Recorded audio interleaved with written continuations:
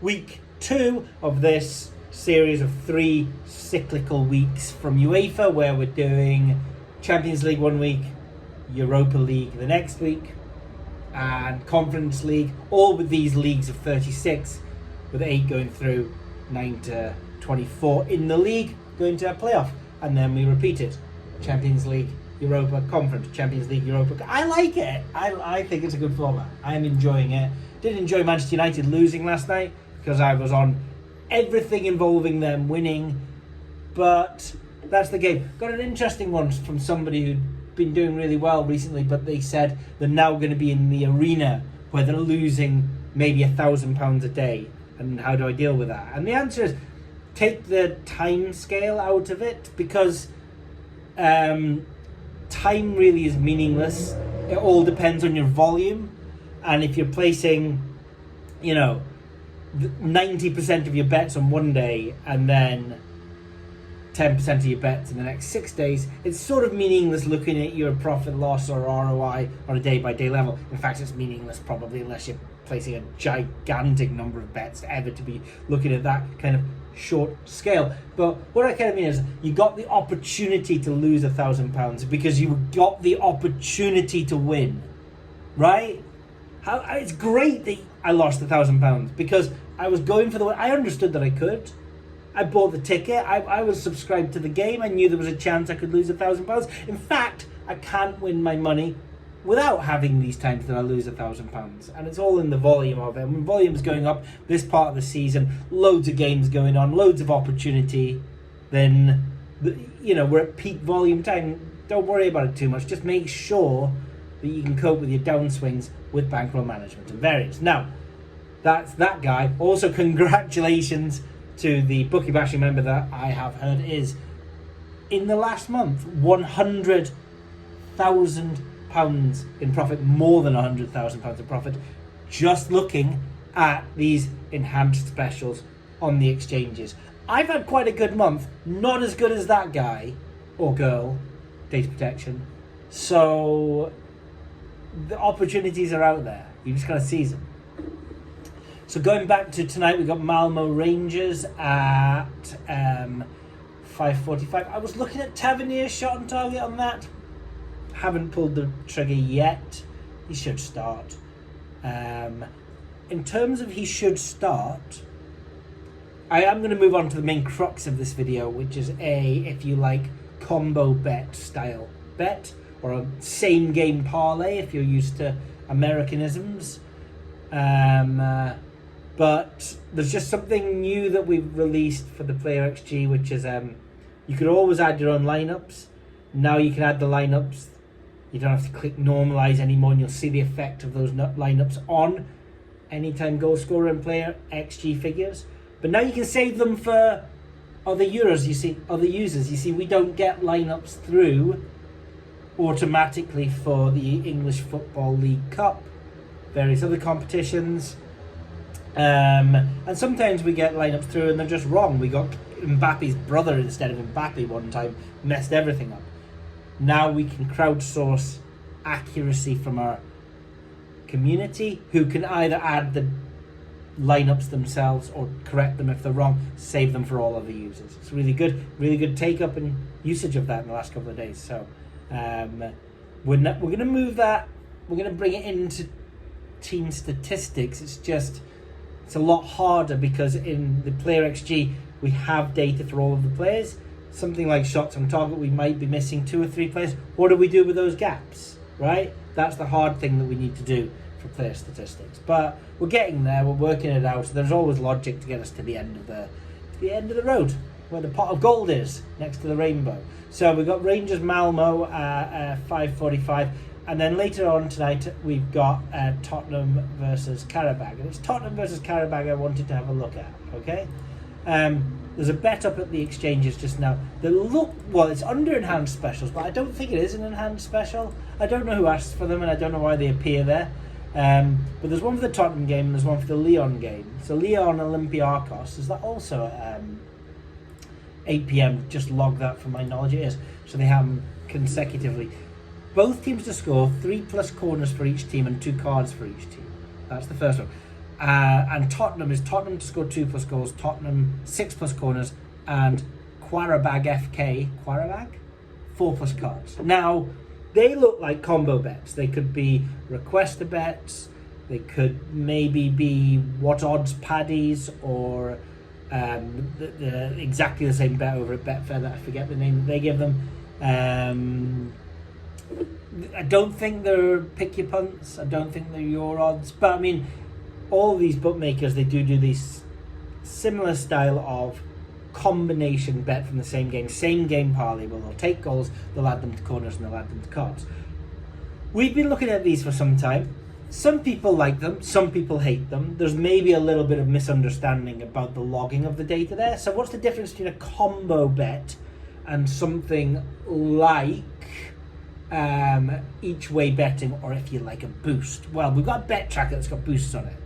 Okay, the ROI on the bet tracker's 108% or 8% ROI. What's the average EV? 108% EV. There's no real, there's no real confusion there. And of course it's 108% EV, the bet has been boosted. What about each way betting on the horse racing tracker? Well, you get quite a lot of value in these each way in bets where the place probability is fixed to the win in the overall odds, whereas that doesn't happen in real life, and we get value. 105% would be the average EV, 5% is the return on investment. Golf tracker, we cherry pick the best golfers on the golf tracker. That's why we're running at 40% ROI. That and the fact that there's something to do with the fact that the higher the odds, the higher your ROI. Now, what about combo bets? Well, we churn through millions of combo bets every single week, and the vast majority of them are negative EV. Okay, the amount that we calculate don't even show anyone is unbelievable. It's just a very small amount, but still over time we've looked at 22,000 positive expectation bets. For what? A 0.14% ROI. And I think a lot of people say, well, that's a rubbish ROI. The combo bets tracker doesn't work. It's not accurate. Not going to bet on it. Slightly missing the point. With 22,000 bets, the majority of all of which the bookmakers think are terrible for the punter, we're just calculating them differently to the bookmaker. Okay? Those are mostly very, very, very, very thin. Mostly very, very, very thin. So of course, the return on investment is going to be very, very, very thin. The point of something like the combo bets tracker that we have at bookiebashing.net is the ability to apply thresholds to your betting. See, if you just bet on everything over 100%, it's going to be 0.14%. But if you bet on everything over 105%, all of a sudden you're getting 3.5% return on investment.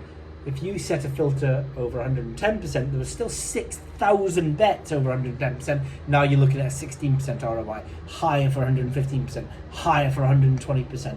There's over 1,000 bets over 125% EV. They've attracted a 39% return on investment. Now we're getting into the golf tracker range. So it's not about the fact that every bet has returned 0.4% ROI, therefore it doesn't work. Is that most bets are incredibly thin, 100.1%. So apply your threshold, apply your filters if that's what you want to do, if you need more than 0.4% ROI. Okay?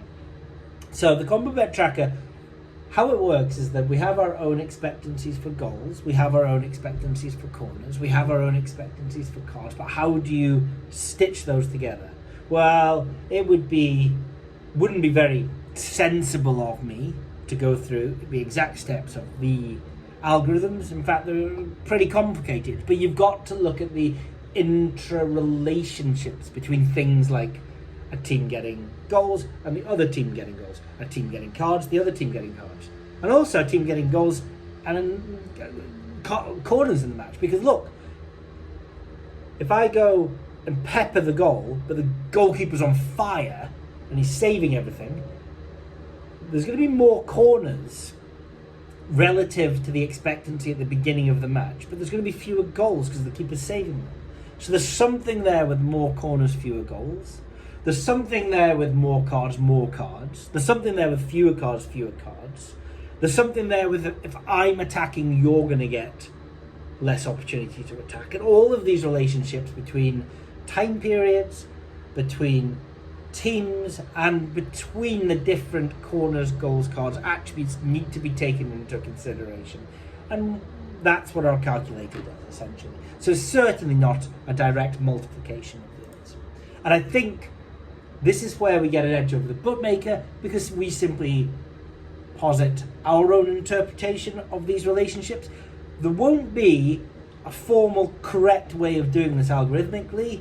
There'll just be good and worse models, and I think we've got a pretty good model.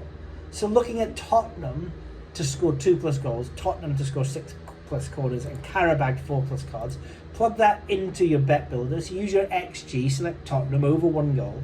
Use your X corners, select Tottenham over 5 corners. Use your X cards, select Qarabag and over 3 cards.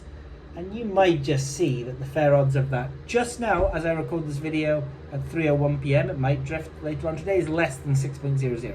So 5-1 would be a value bet. Don't know what it is at the bookmaker. Don't know why it's being held up, but it's being held up at 7.6 just now. For me, that's a max bet. Okay? That's a max bet. It's still not going to come in 5 times out of 6, don't go crazy. But if you're making £100,000 in a month, maybe you can go a little bit crazy. You know what I mean? There's similar value out there for Lyon versus Olympiacos, both teams to score 3+ corners for each team and 2+ cards for each team, which is 5.9 and looking good just now. And I just want to finish with, there have been some comments of, it's not accurate, the Combobets tracker. Look, couple of options here if you don't think it's accurate. One, look at the historical data. The historical data stands up. Okay. 2, there is feedback from people like FEG Northwest who publish the amount of profit and loss, and they say they've made £17,000. This is a tweet from August the 14th. It was in the summer, and they say they use the combinations bet tracker. Bigger stakes tend to be on the Combobets tracker, taking everything over 103%. Okay, they even look at 99 to 102% for account health. So some people are making money on it. Some people may be guilty of this, they see 10 bets or plus EV in the same game. Of course they are, because generally, if 2 goals and 3 corners is going to be plus EV, then 2 goals and 4 corners is going to be plus EV, then 2 goals and 5 corners is going to be plus EV, and then there's 1 corner and all of those bets lose. And if you don't really understand the mathematics, you might say, well, all of those bets lost, I therefore don't trust the calculation. It's okay if you don't. Go and use something else. It's a harder thing to profit on compared to golf, compared to boosts, compared to each way betting on the horses, and maybe even player statistics, but there is a significant amount of value there if you're patient and you use particular strategies.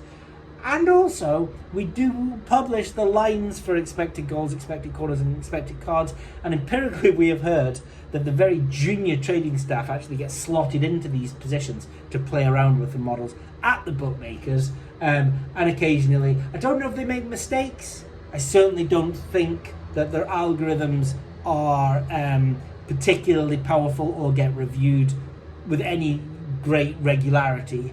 And it's something that, as advantage players, value bettors and professional punters, we can take them on at their own game. If you don't want to, the enhanced specials is easy to understand, bias in the market, and there's certainly value there today, so go and have a look at it. It's coming up at the weekend. It's Manchester City versus Newcastle on Saturday. I don't know what to think about that game, other than I'm terrified it might be a cricket score. But I'm not going to tell you who for. Good luck.